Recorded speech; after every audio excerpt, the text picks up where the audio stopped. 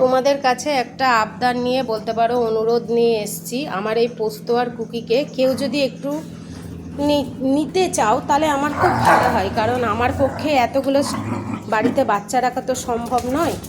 একটু যদি কেউ নিতে, কারণ ওরা 4 মাস ধরে আমার বাড়িতেই আটকানো আছে। জানোই ওদের অনেক বড় রোগ হয়েছিল, পার্বো থেকে উঠেছে ওরা। এই এই যে কুকি, যেটা খয়েরি রঙের কালারের, আর পোস্তর একদিন ইঞ্জেকশন করে ওর কিছু হয়নি। তা একটা বাচ্চা না, দুটো, একটা ছেলে বাচ্চা মেয়ে বাচ্চা মরে গেছে, আর এই কুকি যেটা পেছনে মোমোর, এই বেঁচেছে। যার ফলে এদের ভ্যাকসিন করে ছাড়তে ছাড়তে 4 মাস হয়ে গেছে। আমি তো রাস্তায় আর ছাড়তে পারছি না, বড় কুকুরগুলো কামড়ে দিচ্ছে। কেউ যদি ওদের একটু ঘর দিতে।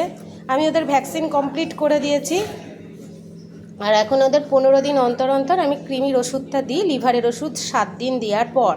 কেউ যদি নিতে, একটা ঘর দিতে ওদের, তোমাদের সাথে একটু রাখতে। কারণ আমার ঘরে অলরেডি আর একটা স্ট্রিট ডগ আছে, মোমোর সাথে থাকে। দেখো যদি কেউ নাও, আমার সাথে একটু যোগাযোগ করো। টাটা, বাই বাই, সবাই ভালো থেকো, সুস্থ থেকো।